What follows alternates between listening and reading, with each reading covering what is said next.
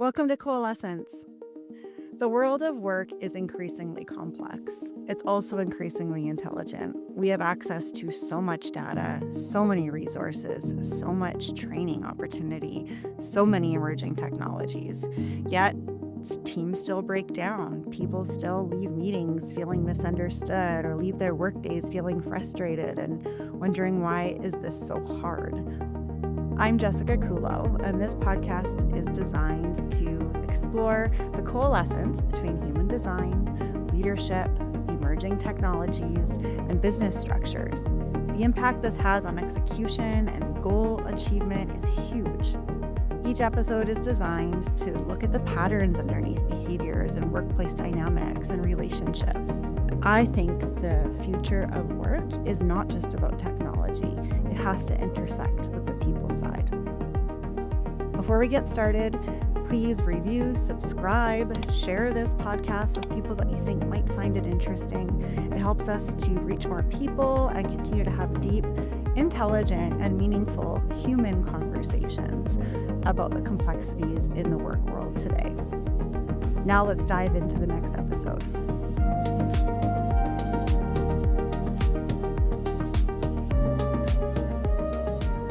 Welcome back to Coalescence. So my guest today is somebody I've actually put my own reputation behind a couple times. I met Jon Lakefish originally through Vistage, we called Tech Canada. It's a business group that I belong to and have for about 6 years now. Back in Edmonton, or here in Edmonton, but back in January, Jon had come up from Seattle. He did a presentation for us on how to implement AI, and it's a common question we seem to always hear about and talk about is, I know it's there, I own a business, I don't really know how to do this. So I was so impressed with the presentation that we had then. I brought him back, and last month we had a session here at Edmonton. 200 people came, all my clients and friends, and the reviews were outstanding. Then we did another session just for 8 of my closest friends in business. Again, huge, fabulous reviews. And the cool thing is, every time I've had the opportunity to learn from Jon, the information's always different. It's changing so quickly.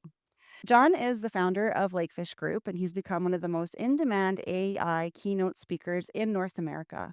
In the last 2 years alone, he's led more than 125 sessions with business leaders across dozens of industries. His through line is refreshingly simple. AI isn't here to replace people, it's here to give them back their time. What I love about this is it's in line with exactly what I'm trying to do with this podcast, also Axiom Intelligence. It's, um, the understanding that the best use of AI isn't about replacing people. It's about making more room for people. And you said Bingo. giving them their time back, Yeah. understanding how we're wired, and then using AI to protect and even enhance relationships, not erode them, make work easier for people. Um, and so that's the whole idea.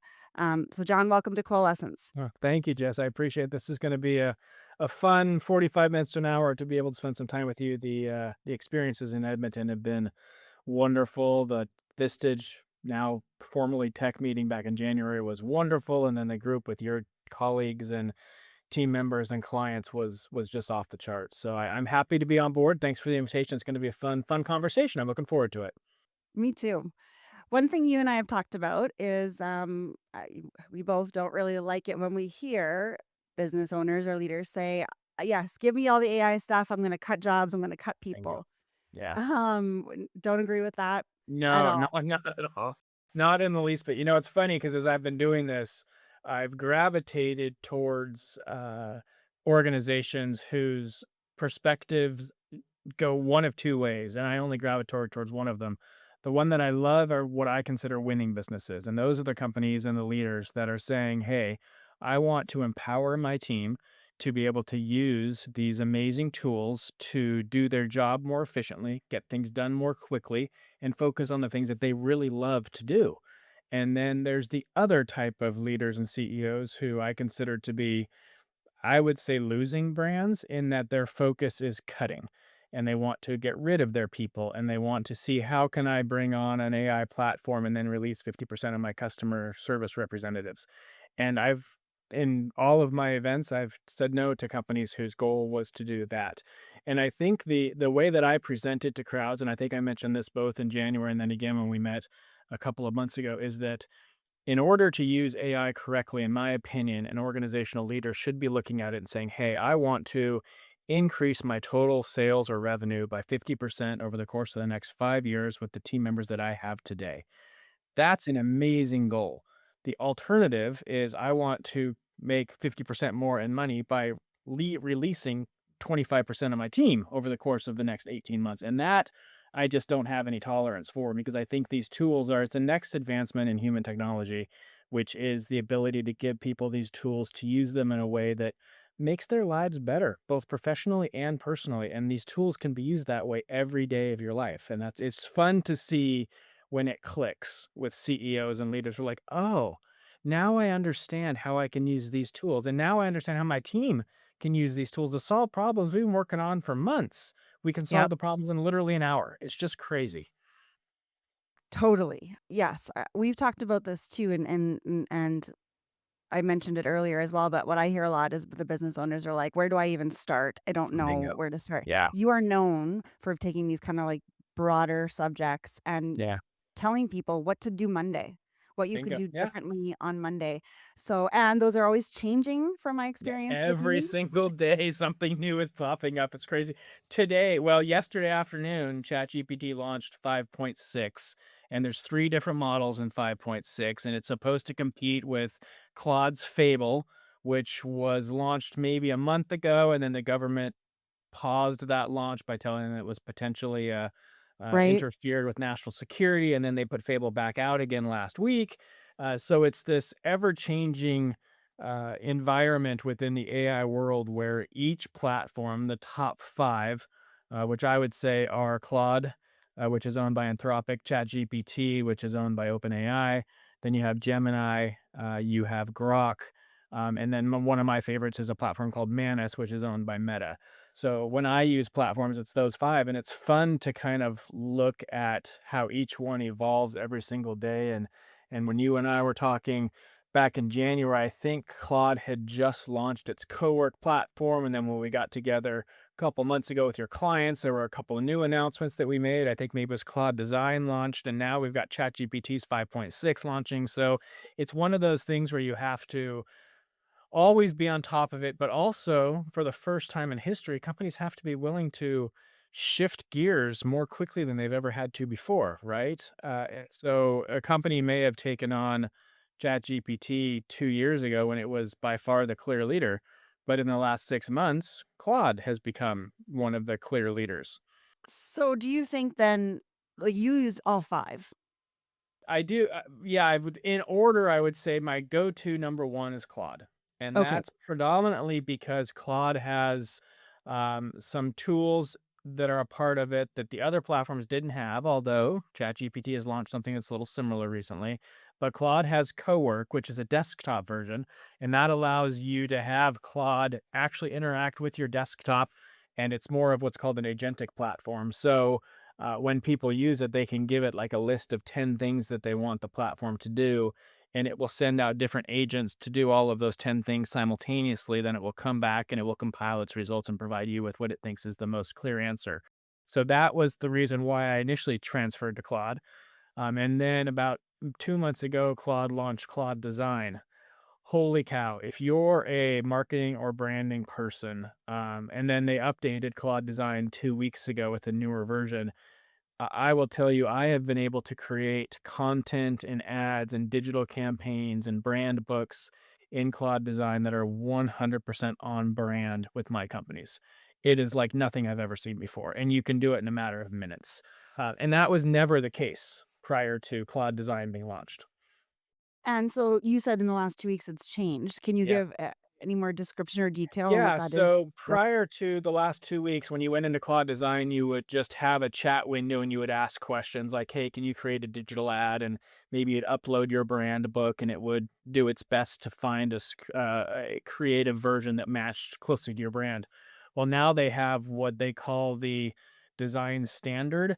So when you go in there, you actually can create a your own folder that is 100% trained on everything about your brand. So you go in and you'd say, "Hey, okay, here is for me Lakefish Group." and here's my website, and here's my brand book, and here's my logos, and here's my newsletters. And then it goes through and it does its own analysis of your brand, and it comes back and it provides you with like a long document that talks about your brand voice and your brand content and your fonts and everything that a brand person would want to know. And then you would go in and you'd say, hey, I would like you to create a new digital ad campaign for me that's targeted on X, Y, and Z. And it will create it based on everything it knows about your brand. And it will create, if you're doing a digital campaign, it will create all different sizes of the ad for you. And it will give you three different versions with three different kind of catchphrases. And you get to decide which direction you want it to take. So it's basically your own ad agency who's saying, hey, here's three different color schemes. Here's three different taglines. Here's three different directions. Which one do you like? You're like, hey, I like option number one, but I want you to shift a little bit here, and it will redo it all for you. And it does it in a matter of minutes. It's just insane.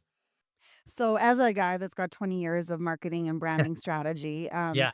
as your CMO, what are you seeing? Are marketing people using this, or are they shying away from it? Like, Yeah.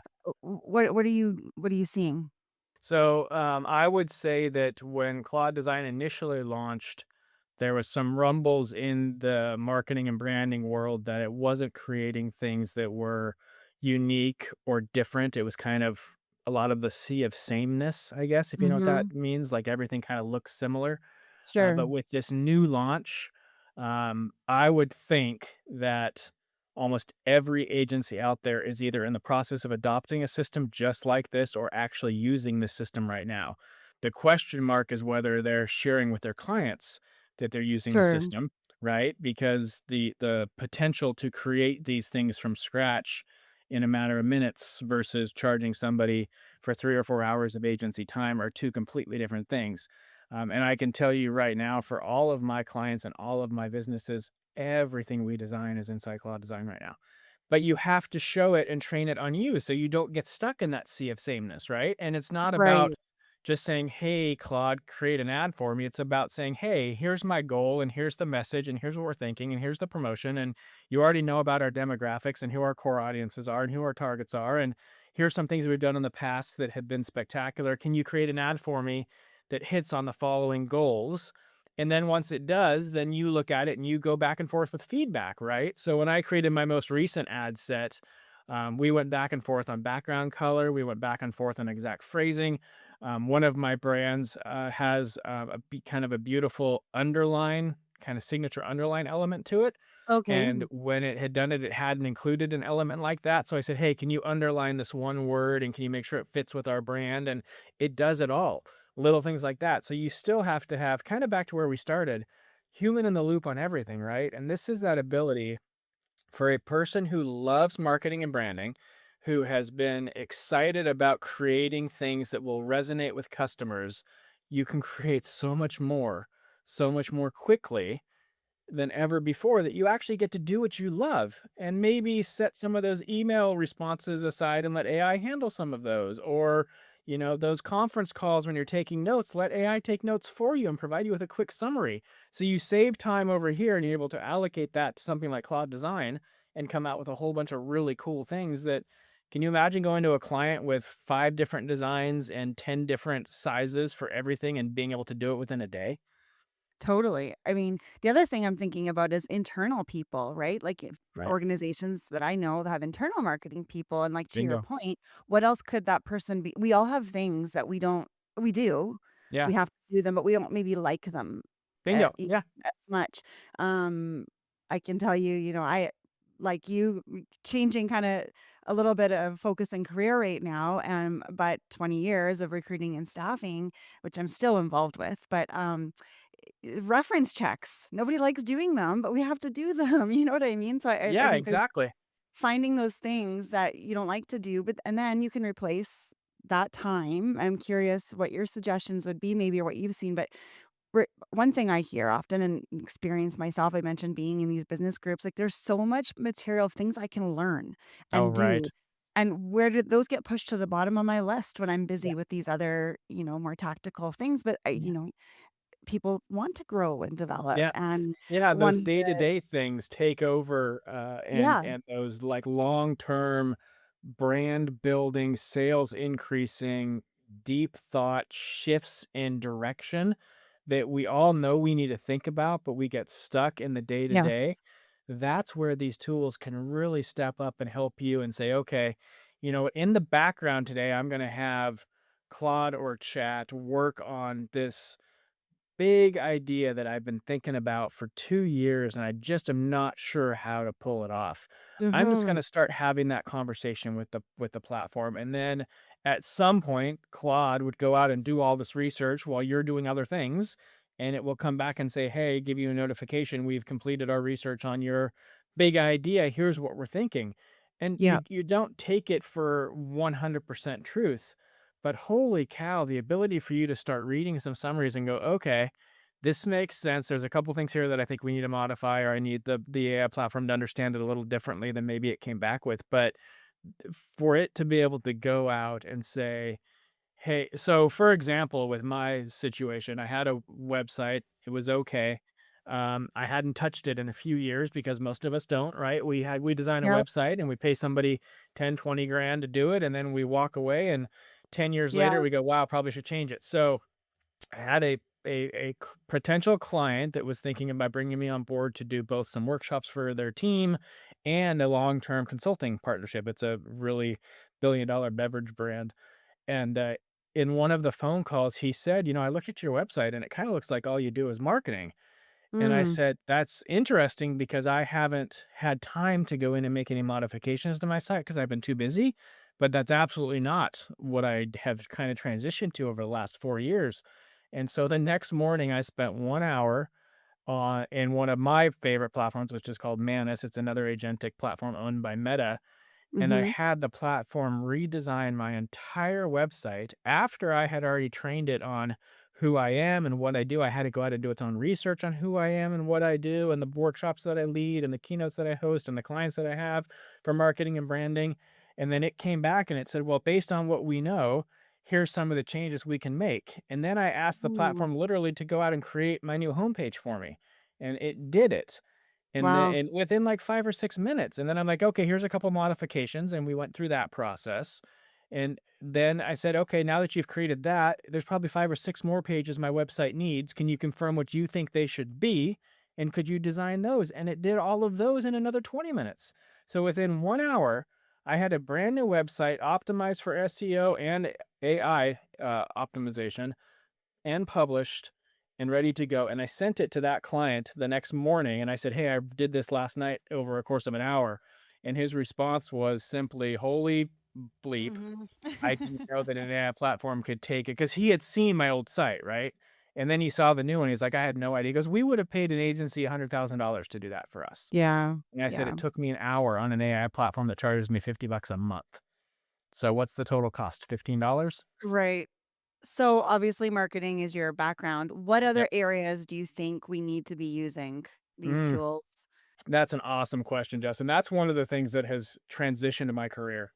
When I Mm. first started doing these kind of what I call practical AI for immediate impact, it was predominantly focused on marketing and branding because that's where my career had taken me. But then I started getting phone calls from CFOs, boards of directors who were saying, "Hey, we know that you spoke at this conference and you talked a little bit about marketing and branding. Do you think you could help our finance team Yeah. understand how they could use AI when it comes to finance?" And I said, "You know what? I've been using AI for my own finances and company brand building for the last 3 years. So of course I'd be happy to do that." And so it's transitioned over into this scenario where I've done presentations now or workshops for one company who owns 17 brands in the Southeast, and every CFO from all 17 other companies was in a workshop with me for 2 hours. I've done it with HR executives. I've done it with sales teams, with marketing teams, because these tools go so much further than just the marketing and brand. I think that's one of the things that when AI came out, from my perspective, it was going to upend the marketing and branding industry, period. And I was already trying to do that with the gig economy. But Yeah. then you look at one of the scenarios that's kind of fun is I had a company that's publicly traded, and they had sent me a handful of documents before we did a workshop. And they said, "Hey, here's a few documents. We've been trying to reconcile these 3 documents for the last 3 months, and we can't figure out where the errors are." It was very Mm. long, full of text and data. And so during the session, we uploaded the 3 files, and we asked the platform to see if it could find where the errors may have been and see if it could reconcile the spreadsheets.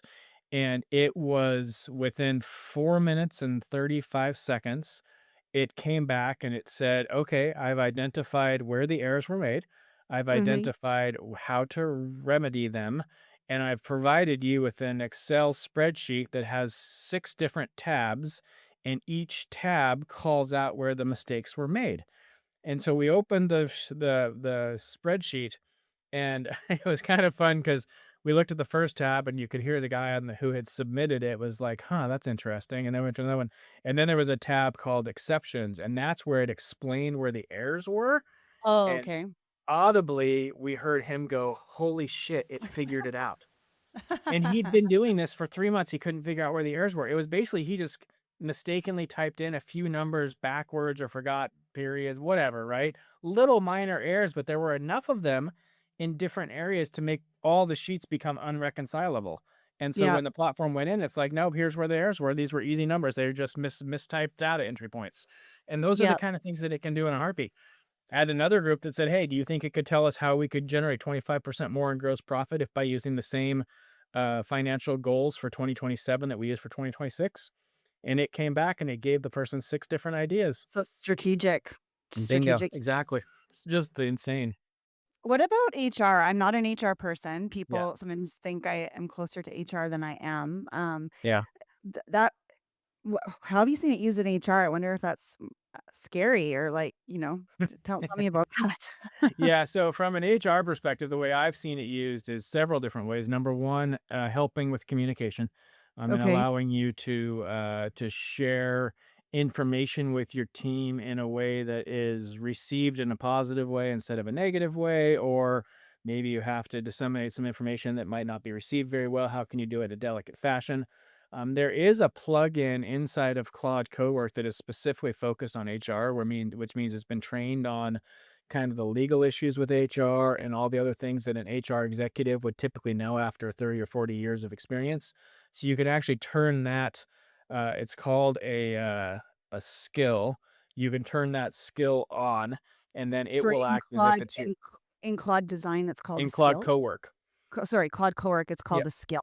Okay. Yeah, so if we're in Claude Cowork and you click on the plus button, you'll have connectors, you'll have skills, and then you'll have one other section. And they started with 4 skills. It was marketing, branding, HR, and accounting, and then they've added 25 or 30 more now, and basically it will just act as your, head of HR or your head of finance or your head of marketing and branding, and it will run it through that lens whenever it's answering any questions for you. So it's the tools are pretty crazy out there that you can find, and that's one other reason why I switched over to Claude, because from a legal perspective, almost all of my agreements, documents are all drafted by Claude in Cowork and asking it to include the legal plugin to review, confirm that it's following the right laws for the specific states that I'm Yeah, operating in or that clients are operating in. And it's amazing what it can do. what do you say to the HR person or the lawyer? Because I've talked to Yeah. both about something like this that says, "No way. No way. It's not gonna be accurate. I don't trust it." Because I've had people say that to me, and I'm like, "Okay, well, in my mind, I'm like, well, you don't know what you're missing." But Yeah. what do you say? Yeah, you're spot on. I think the answer maybe 2 years ago was uh, that yeah, maybe it might hallucinate, and there's these examples of how somebody used it and it cited like court cases that didn't exist, right? But these tools are advancing so much that the premise of it hallucinating or providing you with the inaccuracies that it did before, it just Mhm. doesn't exist anymore. So Mm. again, kind of back to what we said earlier, I would encourage you or anybody who's using the tools to draft it with an AI tool Mhm. and then have an attorney who is okay with AI Right. quickly review it. So you're paying them for 15 or 30 minutes of their time instead of paying them to start with a blank screen, right? And draft Right. everything for you. And so I've done that. I can tell you that every time I did that, the attorneys that are familiar with AI reviewed it. They had a couple minor edits, but that was it. So I don't even necessarily have a lot of stuff run by an attorney anymore. I just make sure that it's consistent with the theme of all the other documents. Now, if it's a brand new document that I've never drafted before, of course, I'll have an attorney take a look at it. But if it's just another agreement for speaking or another client engagement agreement, we've already got the templates down. We just modify it, right? Based on where they're located and whatever the Yeah. expectations are for that specific client.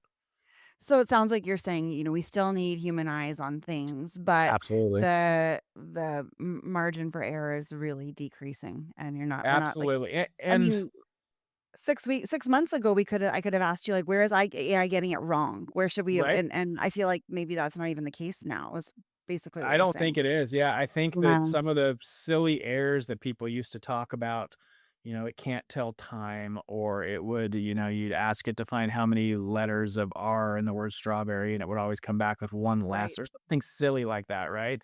But Yeah.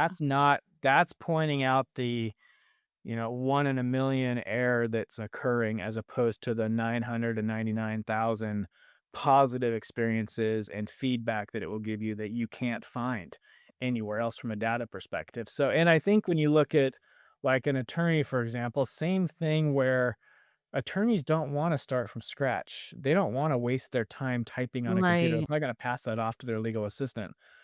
So for them to be able to help more clients and do it from a more professional perspective where they're just reviewing finalized documents and helping the client Mhm. make sure it's the best for them. I think attorneys would prefer that anyways. Personally, Right. kind of like a creative person doesn't want to start from zero. They'd love to start with 50% and then just make it a really kick-ass campaign from there, right? Yeah. Do you ever ask it to explain its rationale to you when you're I have solving a few something? times, and I think there are some interesting ways that people use it. Some people will do that, like, "Hey, can you share with me your rationale behind doing that?" I did have one person who shared with me a screenshot where there were a couple of things that Claude had made assumptions on, Okay. and she had asked, "Where did you get this data?" And Claude came back and said, "Well, I made it up." But the other thing it did is it said, "I made it up based on my research on the following things, Okay. and this is the numbers that I came up with. This seemed like rational numbers." And so it's her turn to go in there and be like, "Okay, I understand where you came from, but let's adjust that 20% down to 14 because that's more realistic than the Right. number you came up with." So that's Okay. where that human needs to be in the mix. And I was a little bit surprised because she was sharing it as if the platform was telling her it lied, and I read it as if the platform was telling her, "I made assumptions based on the research that I did," because it actually said that in the summary. Which we do as humans. Sometimes we Right? have to do that, right? You have to take Yeah, the data that's what that I you thought have too. and make, yeah, so I've enjoyed doing that myself, though. It just gives a little bit more, I guess, assurance or credibility, or, Bingo. explain your rationale to me on this. Yeah, and Um, I mean, you always have the sources you can click on and review, but if there's something yeah. specific where you're thinking, "Hey, I don't know if I believe that percentage point or that data Yeah. point," just ask it where it got it. And if it says I made an assumption, ask it where the assumption came from.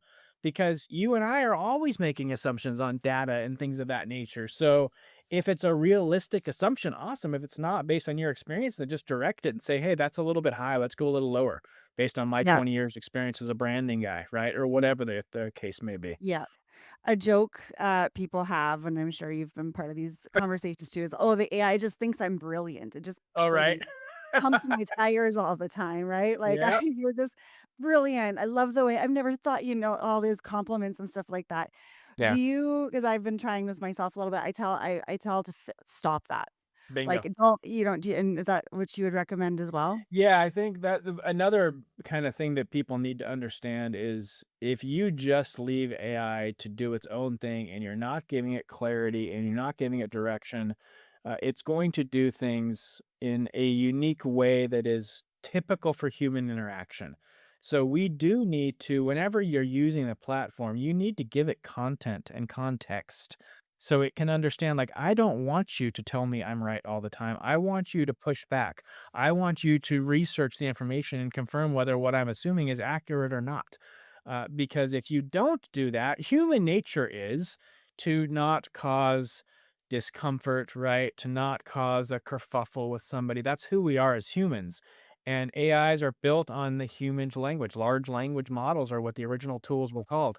So if you don't do that, you are going to see a little bit more of the, that's a great idea, Jess. Yeah. Yes. I think we should go, but if you tell it, hey, I really want you to be hypercritical about this idea. What do you think? What am I missing? It will come back. I had an example where it was the first time I'd ever seen it. Somebody had written me kind of a snarky email, and it was Mhm. a client that I was planning to part ways with anyways. Yeah. And Mm. so I drafted a response that was probably more emotional than it should have been, because we're all humans and we do Yeah. that. But Yeah. before I hit send, I went into at that time ChatGPT and I said, "Hey, here's the history behind what's been going on, and we were planning to release them eventually anyways." And I said, "Here's the email from the person. Here's my response." And for the first time ever, the platform came back and said, "John, I'm going to be honest with you. You should absolutely not send that email." And I thought, okay, that's the first time that I've seen the platform come back and actually tell me, do not do that, which Yeah. I thought was brilliant, right? Like, and then Yeah. it gave me all the rationale and the psychology behind why I shouldn't. And I was like, okay, very good point. Like, there's nobody wins if we continue to stream out this kind of back and forth nitpicking sort of thing, right? So just let it be.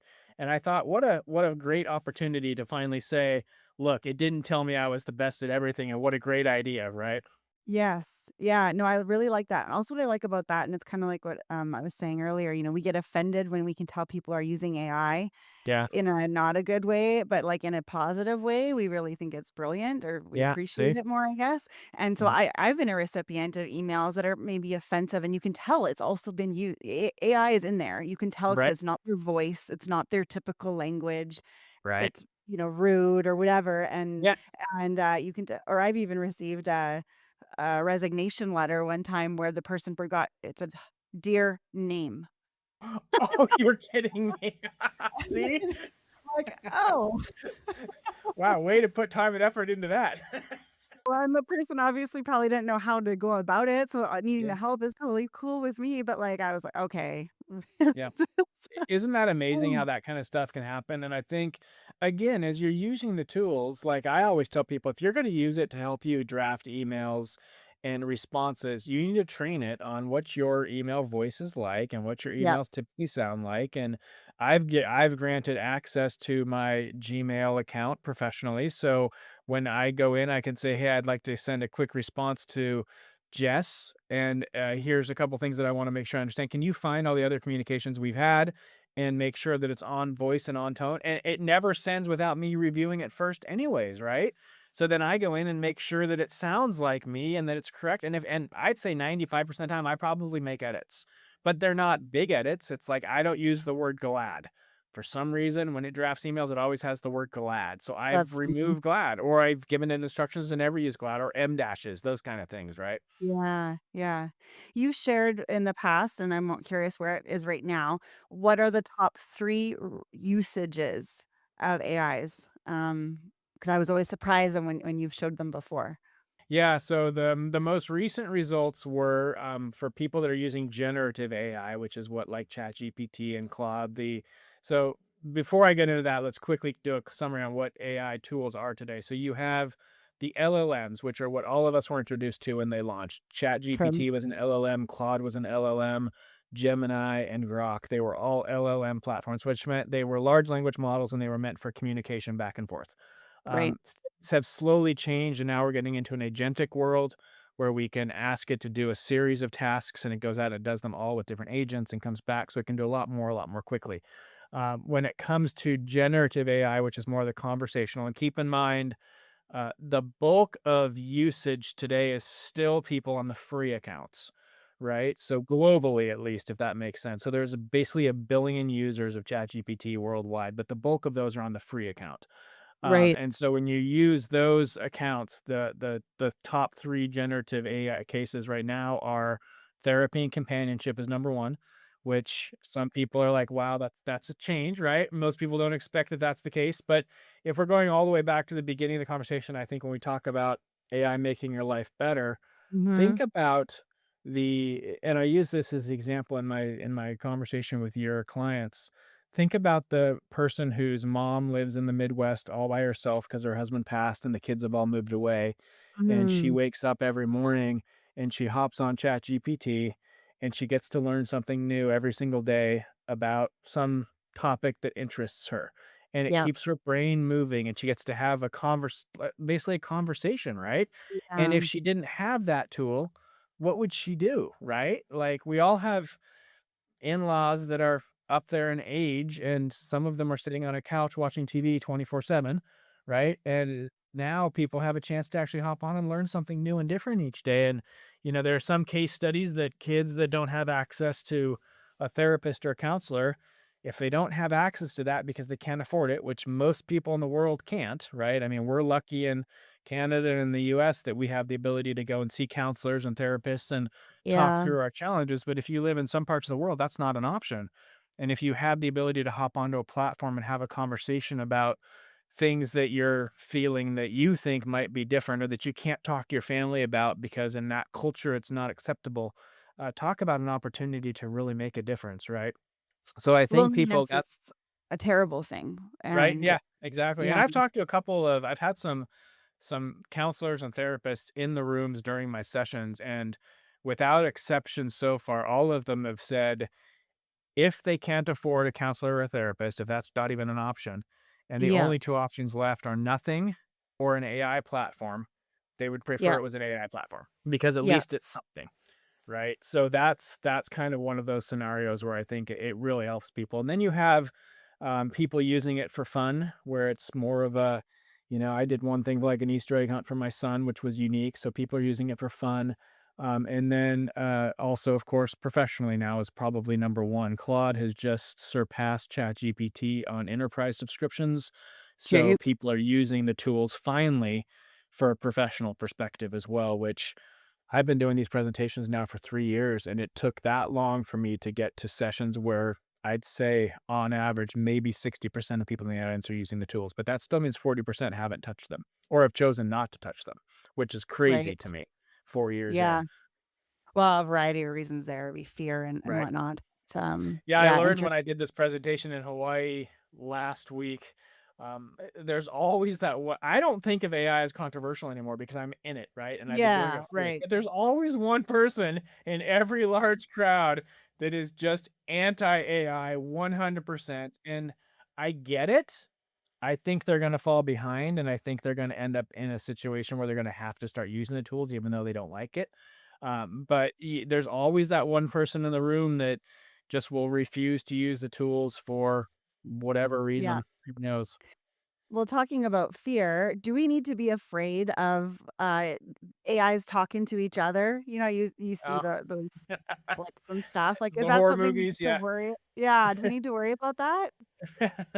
I don't think we do. I think what I'm hearing is I had the luxury of sitting in on a sustainability conversation around AI at the Okay, NVIDIA conference in March or April. And it cool. included the chief sustainability officers for NVIDIA, for Amazon, for Lay's, and for the largest processor plant company in the world. And they were all talking about how so the belief right now, and there's truth to it. AI is putting out a lot of heat. AI is putting out a lot of water. If you get AIs talking to AIs, that's going to put out more heat. That's going to take up more water, right? It's going to require more energy. But what they were all talking about was, yes, we understand that that's a huge issue. There are companies in the process of trying to help us solve that problem, but in those cases, they're using AI to help them understand how they can reduce their electricity footprint, their water footprint, and their heat footprint. So it's this AI is helping them solve the problems that AI has created. Does that make sense? And Yeah, I think yeah, when you talk about AIs talking to each other, I don't think it's a fear factor. I think it's an ability for a different perspective to go deeper into thought about how do we solve some of these problems.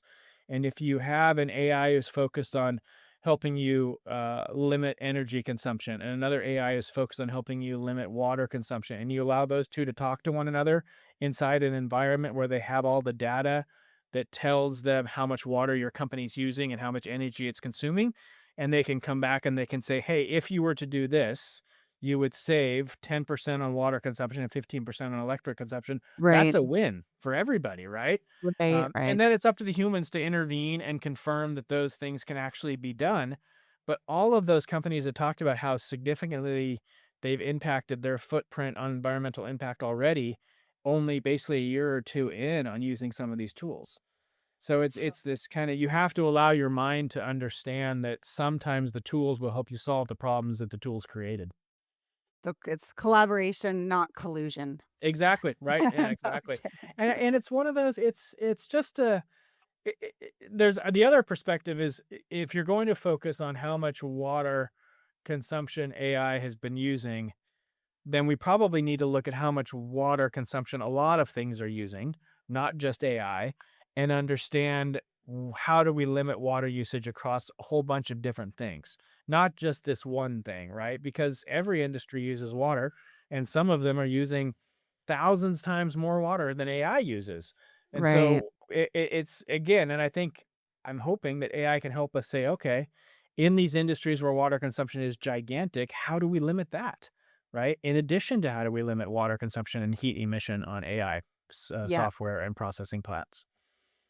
So many applications. Right? Yeah. I know Super it's crazy, interesting.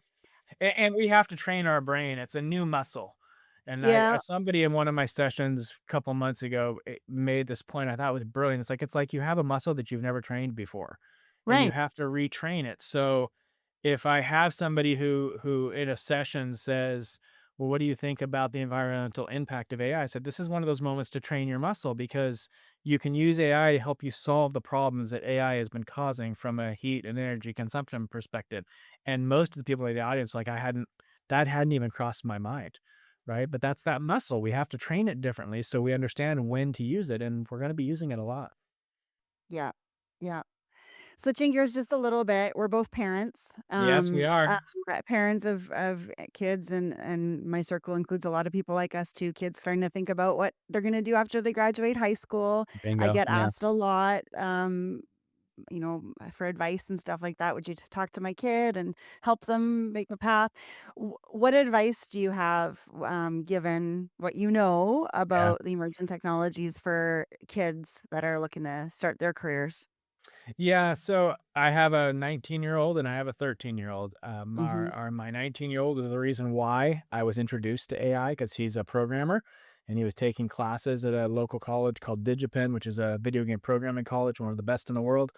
And he introduced me to ChatGPT the day it launched. And I can tell you through the conversations I've had with him, there is a little fear amongst his fellow students about how are we going to use these technical skills that we're learning at this amazing technical college, um, if AI is going to be able to make it easier for people to do this. And so the conversations I have with my son are number one, become the expert in how these tools can benefit you and your career moving forward.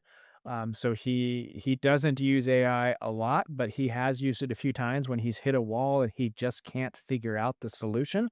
And that's where I encourage my kids to say, okay, let's use AI not to find the answer, but to find the process and how I go about finding the answer.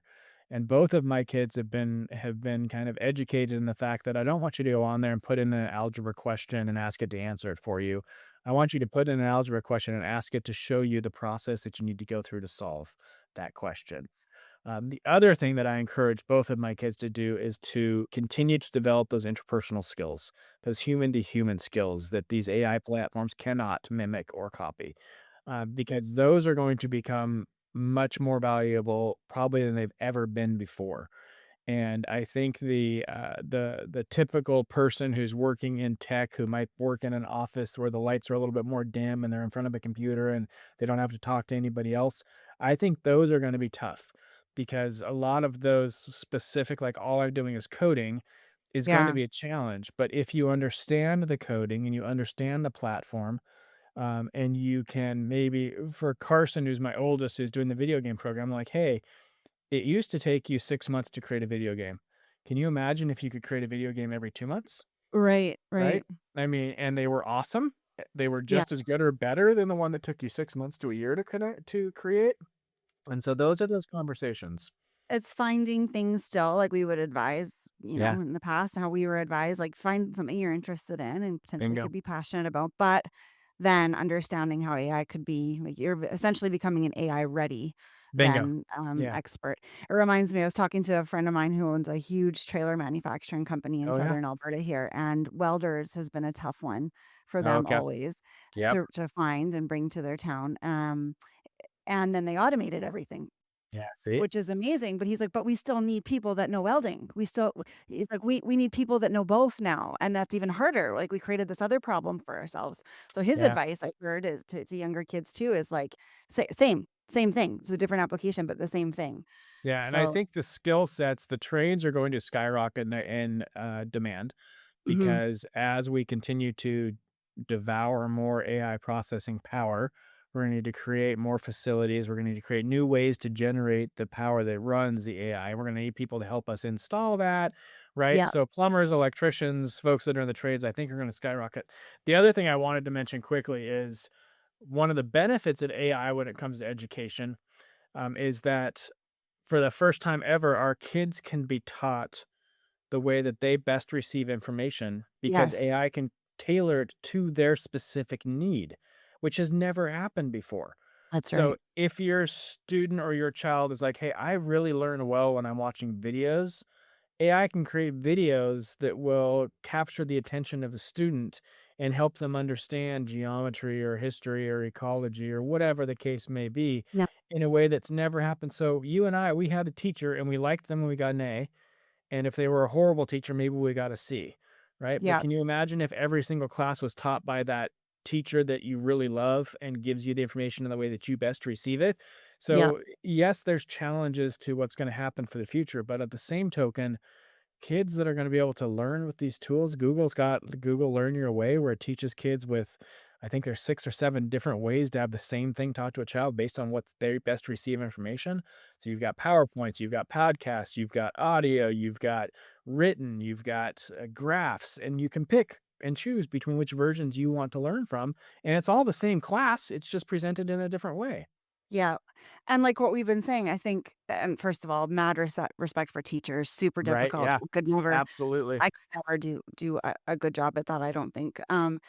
So really appreciate teachers. Having said that, I think just like every other profession, some teachers use it and some don't. And Bingo. Yeah. it's up to them, I guess. But I have had my kid talk about a teacher that will not allow them in any capacity to use it in any Yeah. way, but then uses it himself to See? grade or whatever, whatever. And it's like Yeah.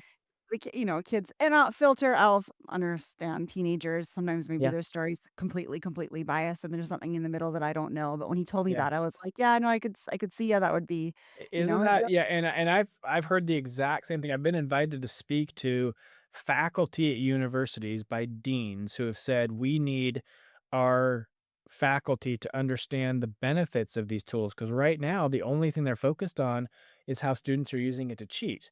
that's right. And it's absolutely that is like if you're gonna look at AI and that's the only thing you see, you're having a narrow perspective on the strength of these tools. And so the really awesome deans and professors are figuring out ways to integrate the tools into their classrooms, right? Yes, Because it would be like going back and telling a student, don't use Google. right. That's kind of or, or don't use an encyclopedia, No and calculator. that's the tools we have today. So you Yeah, have to embrace them. And I've seen some teachers do the exact same things with my kids, and it's just like, that's not how this works, right? Like if we're not allowing our students to use it to cheat, let's allow them to use it to learn how to yes. learn the process and Yeah, agreed. understand the reasons behind it, not just to get the answer. Agreed. Yeah. Yeah, I think it's Well, spectacular. I wanna thank you. As Oh always, I gosh. learned a ton. A question I like to ask every guest is, in closing, is what are you working on right now that's most energizing for you? Oh, haha.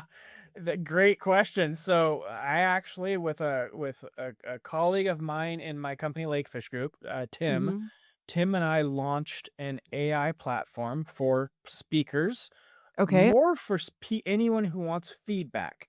So it's going to be a platform that anybody who's looking for feedback for people that are speaking, for chair people of associations, for tech or Vistage Oh, members. okay. It's a platform where you can go on and you can get feedback from the people that you're participating with. It's a platform where if you have information that you want to share with people, it's all organized in a very easy to understand format. But it has AI built into it. So it's got it provides the results to you based on AI. It gives you graphics you can share with other people that are created by AI. And so it's called SpeakFeed, SPEAKFEED. And we launched it about 2 or 3 weeks ago. We had a lot of really good excitement around it. And then last week, the National Speakers Association, a couple of their chapters have said they want to adopt this platform. So I'm actually heading to Austin, Texas, in 2 weeks to be present at that conference to share this platform with some people. So it's me taking my knowledge of AI and the educational elements of what I've been doing with workshops and keynotes and saying, hey, what have I been missing? And I've always wanted feedback. I've always wanted to make sure the people in the audience love what I'm talking about, that I'm providing them with value that they can put to place tomorrow. And so I created the tool that allows me to get that feedback that I need to make sure I'm doing my best possible on podcasts like this with you, in sessions with CEOs and CFOs, in Vistage and tech groups, right? To make sure that everybody's loving it. And so now this tool, I just put up a quick little QR code at the end, and AI takes over after people scan it and put in some information. So it's been fun. It's been a fun new project for me. So I'm excited to see where it goes. Totally. Yeah. That's awesome. Well, Fun. the human side of it, I can tell you, reviews from our event were fabulous, just in all the Aw, thank you. conversations I've had. So everybody really, really enjoyed it. You impacted Awesome. a lot of people Oh, by that's sharing, wonderful. Well, I'm excited to come back up to Edmonton. You guys have got a lot of really wonderful people up there, and the folks that have reached out since your session with your clients, it's been pretty spectacular. So I'd love to do it awesome. again if the opportunity presents itself. That'd be awesome. Awesome. Well, we will do that. Thank you so much, John. Thanks, Jess. Always good to see you. Take care. Okay, you too. Thank you so much for listening to this episode of Coalescence. If the topic resonated with you, please subscribe so you don't miss another episode. If you felt there was value in the conversation and the topic we explored, it really helps us if you share the podcast with people on your leadership team, other colleagues, friends, anyone that you think has interest in learning about meaningful dynamics in the workplace. You can also connect with me on social media if you would like to continue the conversation. Stay curious, stay thoughtful, pay attention to the patterns underneath performance, people, and cultures. Understanding modern work requires looking at things through multiple lenses. It's where human design, leadership systems, emerging technologies all intersect. Thanks for being here. See you next time on Coalescence.